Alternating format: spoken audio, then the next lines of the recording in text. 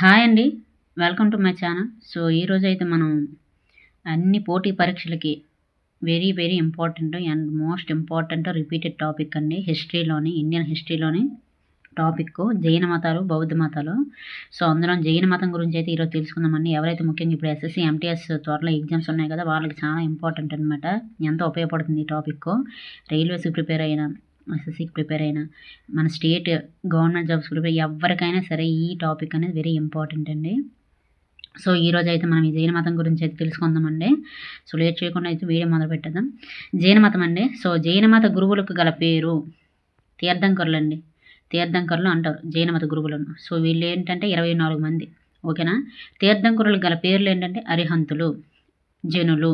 ఓకేనా. 2 పేర్లు అరిహంతులు అంటారు, జనులు అంటారు. నెక్స్ట్ జీవన స్రవంతిని దాటడానికి వారధిని నిర్మించిన వారిని తీర్థంకరులు అంటారు. ఓకేనా. సో, జైన మత తీర్థంకరులు క్షత్రియులు అనమాట.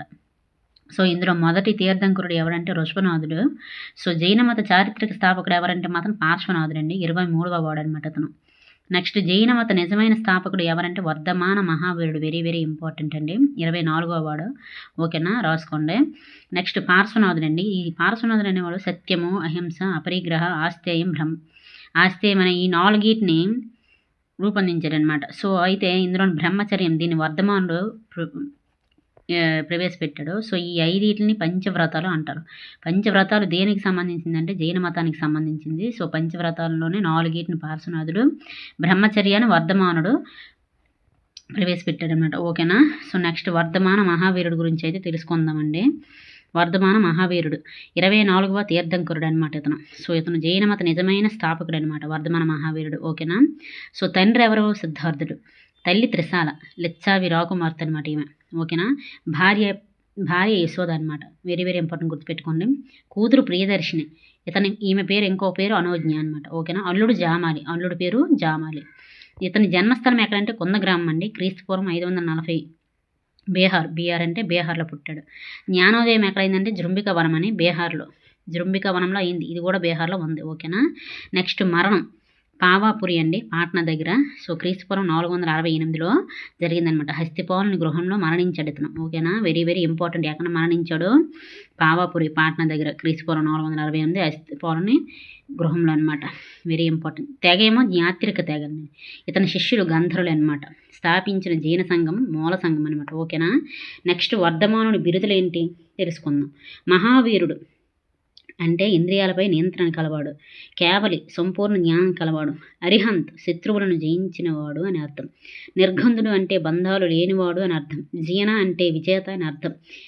నాట్యపుత్ర అంటే నాత వంశానికి చెందినవాడు అని అర్థం. దేహదిన్న అంటే దేహాన్ని జయించినవాడు అని అర్థం. సో, తన 30వ ఏట సత్యాన్వేషణకై బయలుదేరాడనమాట. మొదట ఓకేనా 6 సంవత్సరాలు గోసలి మక్కలి పొత్తుతో అనమాట కలిసి సత్యాన్వేషణ చేశాడనమాట. ఓకేనా. సో, తరువాత ఏం జరిగిందంటే వివాదాలు ఏర్పడటంతో వీరు ఇద్దరు విడిపోయారనమాట. సో, తరువాత కాలంలో గోసలి మక్కలి పొత్త అజీవక మతాన్ని స్థాపించాడు. Very, very important. అజీవక మతాన్ని ఎవరు స్థాపించారంటే గోసలి మక్కలి పొత్త అనమాట. ఓకేనా. సో, మహావీరుడు 12 సంవత్సరాల సత్యాన్వేషణ తర్వాత తన 42వ ఏట జ్ఞానోదయం అయిందనమాట. సో, అప్పటి నుండి అర్హంత్ లేదా జినుడు అంటారనమాట అతన్ని. ఓకేనా, గుర్తుపెట్టుకోండి. పురోహితుల ఆధిక్యతను వేదాలను ఖండించాడనమాట. సో, కర్మ సిద్ధాంతంపై విశ్వాసం ఉంచాడనమాట. ఎవరు? వర్ధమాన మహావీరుడు. సో, కైవల్యము అంటే మోక్షము సాధించుటకు త్రిరత్నాలను పాటించాలని చెప్పాడు. ఆ త్రిరత్నాలు ఏంటో తెలుసుకుందాం. Very, very important. సరైన విశ్వాసం, సరైన జ్ఞానం, సరైన నడవడిక. ఓకేనా. సో, మొదటి జైన పరిస్థితి గురించి అయితే తెలుసుకుందామండి.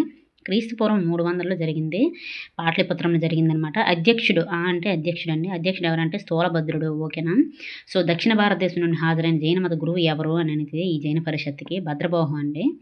సో, ఫలితము 12 అంగముల క్రోడీకరణ జైన మతంలో చీలిక ఏర్పడిందనమాట. సో, మహావీరుడు మరణించిన తరువాత క్రీస్తుపూర్వం 4వ శతాబ్దంలో మగధలో ఒక పెద్ద కరువు అనేది ఏర్పడిందనమాట, సంభవించింది. సో, కొంతమంది జైనులు భద్రబాహుని నేతృత్వంలో దక్షిణ భారతదేశంలోని కర్ణాటక చేరుకున్నారు. శ్రావణ బెల్గోళలో చేరుకున్నారనమాట. ఓకేనా. స్థూలభద్రుని నేతృత్వంలో మిగతా జైనులు మగధలోనే ఉండిపోయారనమాట. సో భద్రబాహు స్థూలభద్రుని మధ్య వివాదాలు ఏర్పడిన తర్వాత స్థూలభద్ర 12 అంగములను రచించాడనమాట. కానీ భద్రబాహు ఈ 12 అంగములను తిరస్కరించాడు. ఓకేనా. సో దీనిలో జైన మతం రెండుగా చీలిపోయింది. ఓకేనా. భద్రబాహుని నేతృత్వంలో దిగంబరులు ఏర్పడ్డారు. ఓకేనా. వీరి వస్త్రాలు ధరించరనమాట. ఓకేనా. వీరి నాయకుడు ఎవరంటే భద్రబాహు అండి. ఓకేనా. స్థూలభద్రుని నాయకత్వంలో శ్వేతంబరులు ఏర్పడ్డారు. వీరు తెల్లని వస్త్రాలు ధరిస్తారు. శ్వేతంబరులు అంటే తెల్లని వస్త్రాలు ధరిస్తారు. దిగంబరులు అంటే వస్త్రాలను ధరించరనమాట. గుర్తుపెట్టుకోండి. వీరి నాయకుడు ఎవరంటే స్థూలభద్రుడు. నెక్స్ట్ కొంతకాలం తర్వాత జైన మతంలో మళ్ళీ చీలిక ఏర్పడింది. సో శ్వేతంబరులు, తేరపంతీలు, దిగంబరులు, సమయాలు అని ఏర్పడ్డారు. వీరు విగ్రహారాధనను పూర్తిగా త్యజించి పవిత్ర గ్రంథాలను మాత్రమే పూజించారు. ఓకేనా. రెండవ జైన సంగీతి క్రీస్తు శకం 512. ఓకేనా. సో దీనికి వల్లభి, ఓకేనా, ఈ ప్రదేశం గుజరాత్లోనే అయిందనమాట. సో మైత్రిక వంశం అనమాట. ఇతను మైత్రిక వంశము నిర్వహించింది మైత్రిక వంశం. ఓకేనా.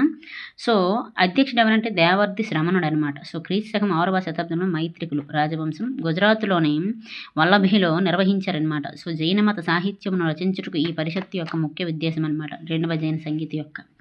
నెక్స్ట్ జైన సాహిత్యం గురించి తెలుసుకుందాం. జైన మత ప్రామాణిక గ్రంథాలు 12 అంగాలు, వెరీ ఇంపార్టెంట్.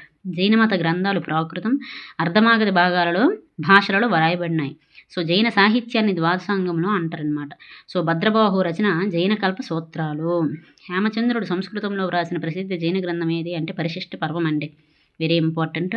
ప్రాకృత భాషలో వ్రాసిన జైన మత గ్రంథం ఏదంటే యతి వృషభ. దీన్ని రాసిన వాడు వట్టకేరు కార్తికేయ అనమాట. సో నెక్స్ట్ జైన మతం వ్యాప్తి గురించి తెలుసుకుందాం. వర్ధమాన మహావీరుడు తరువాత జైన మత ప్రచారమును సాగించింది సుధాధర్ముడు అండి. క్రీస్తు పూర్వం 1వ శతాబ్దం నాటికి జైన మతానికి ఒక గొప్ప విద్యా కేంద్రం ఉజ్జయిని అనమాట. సో జైన మత కేంద్రాలండి దక్షిణ భారతం శ్రావణ బెళగోళ, ఉత్తర భారతం మధుర అండి. సో ఇది జైన మతం గురించి అండి.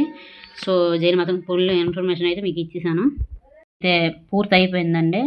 సో దీని అయితే మీరు ఖచ్చితంగా నోట్స్ రాసుకొని జాగ్రత్తగా చదవండి, ఎక్కువసారి రిపీట్ చేయండి. Very very important topic, bits వచ్చే టాపిక్ అనమాట. సో జైన మతం అయితే ఈ వీడియోతో కంప్లీట్ అయిపోయిందండి.